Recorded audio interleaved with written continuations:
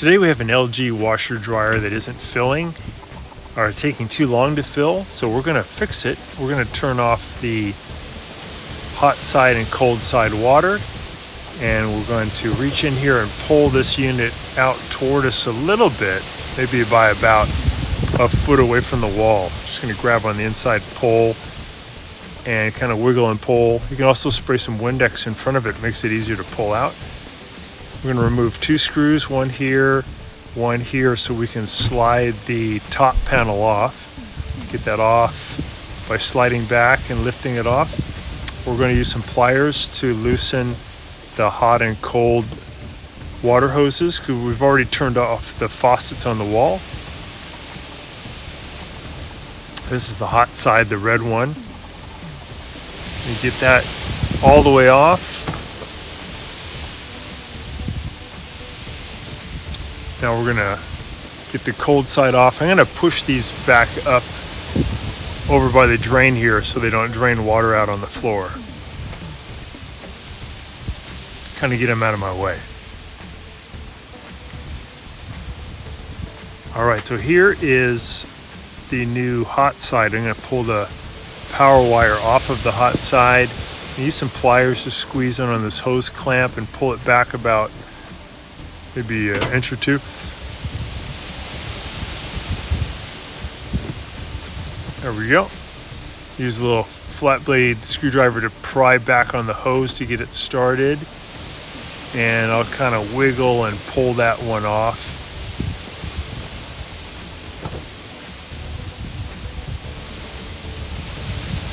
They're pretty stubborn. There we go. Can you take just a second to click on the subscription link below? It really helps our channel, and also the bell notification, so every time we make a new video we can send it right to you. We make a new video about once every week. Really appreciate that, and if you give us a thumbs up, it'd be great. Thank you. So now we use a Phillips head screwdriver to spin out two screws on the back of the hot side fill valve so we can remove it. So just loosen them up, and then you can maybe take them out with your fingers so they don't fall. That looks like one fell.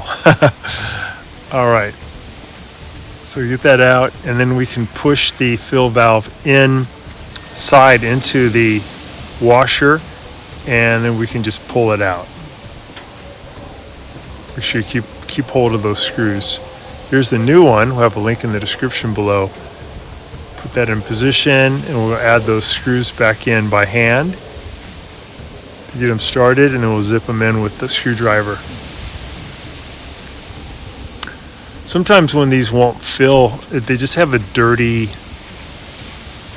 inlet filter. We'll show you how to remove that here in a second.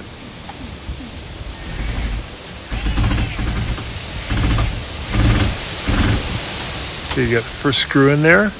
Put the power back on and the hose back on.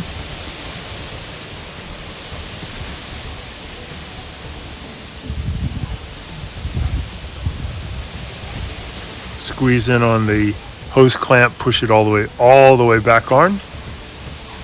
Looks good. Power module, power connector on. And now we'll go ahead and just slowly and carefully thread on the fill hose. Take your time here. Make sure it's not cross-threaded. Make sure it's nice and straight as you put it on, and then tighten it up. And then I'll turn on the faucet on the wall to make sure it's nice and watertight.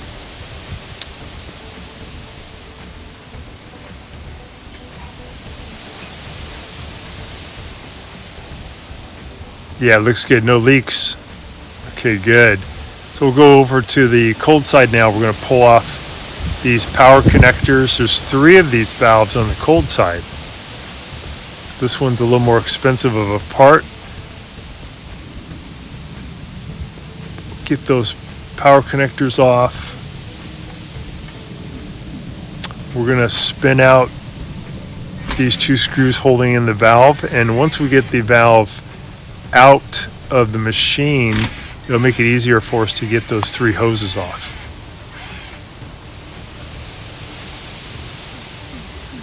So you got those 2 screws. Keep those for later. Okay, now I'm using my pliers to squeeze in and push the hose clamps back off. Sped up the camera here a little bit. There's 3 of these. Then I'll use a flathead screwdriver to kind of pry back a little bit on each one of the 3 hoses, and that breaks the friction, and then I should be able to pull them off.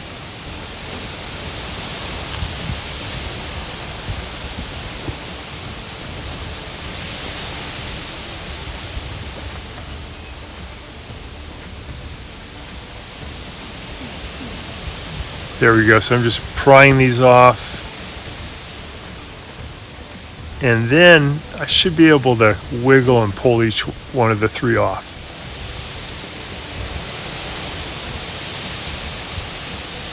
Again, we have a link in the description for this part too.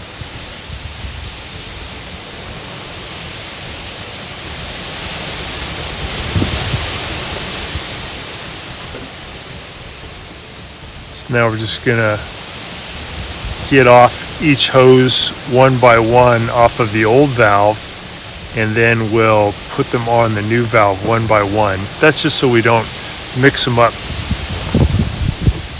That's a good trick. If you have 3 hoses, just go one at a time, then put them onto the new valve. Second one, third one, and then we're going to put the hose clamps back on. We got it back into position. We're going to put those screws in by hand slowly, and then we'll zip them in with the screwdriver.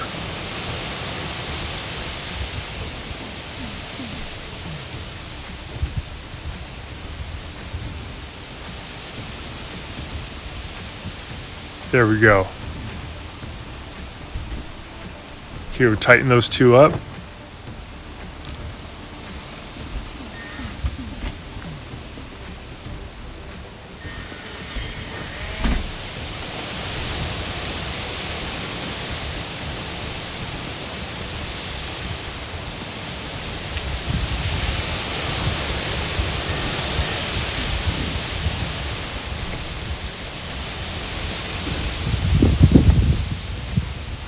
One more screw there.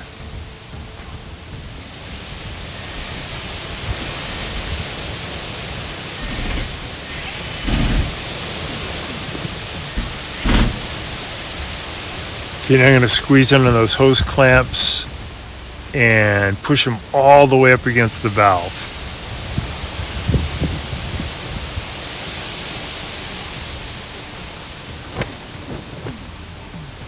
On the cold side, when the valves stop working or gets clogged, you may lose your rinse cycle. It may not even go to spin. Could be one of the symptoms when the cold side goes out.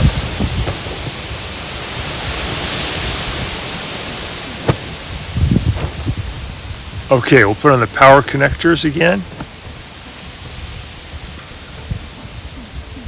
White one goes in the middle. Red one goes on the hot side. The 2 blue ones. All right, we're gonna thread on that hose. Again, take your time here so you don't cross-thread it. It should go on nice and easy. If it's not going on easy for the first 4 or 5 turns, just start over. And then once you get it on there, you can tighten it up a little bit more with the pliers. But the first 4 or 5 turns should be pretty easy.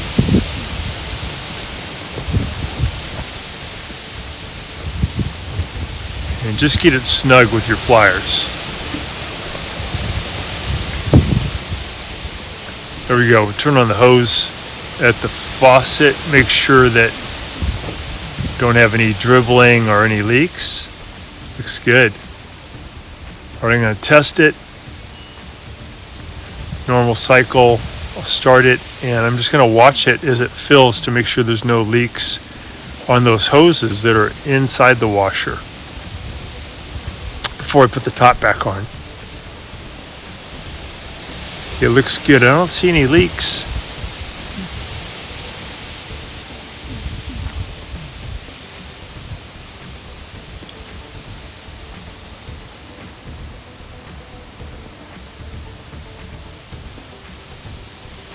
All right, good. Here's the old valve. I'm going to pull out the filter with my pliers.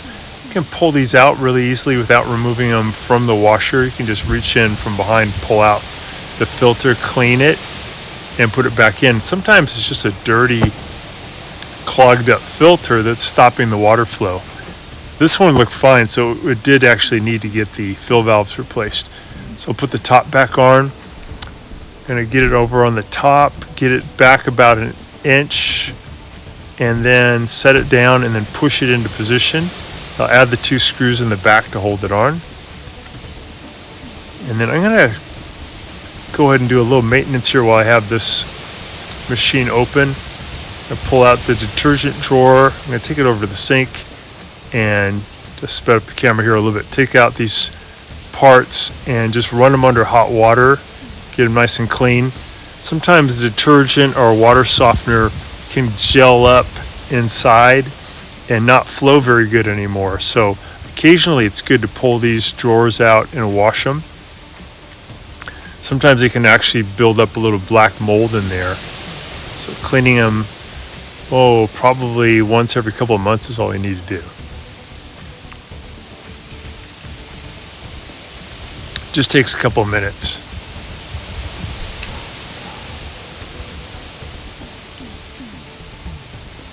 And they come out really easily. You can just pull out on the drawer a little bit and then push down on the blue tab and it should come right out.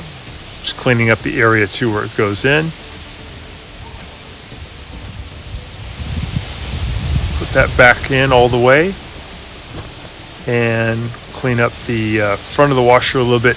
One thing that's good to do periodically is open the door and clean the glass bowl, this part here, especially on the bottom aspect, because you can get pet fur builds up there and it no longer creates a good watertight connection. Also cleaning the rubber seal. Clean up the front a little bit, and that's it. That should do the trick, and you'll have your LG washer working again in no time. Thanks so much for watching our video. Please leave any comments or questions in the comment section below. We really appreciate that. We have a really nice video coming up for you right here that I think you'll enjoy. Very similar, dealing with appliance repair. So thanks again for watching our video.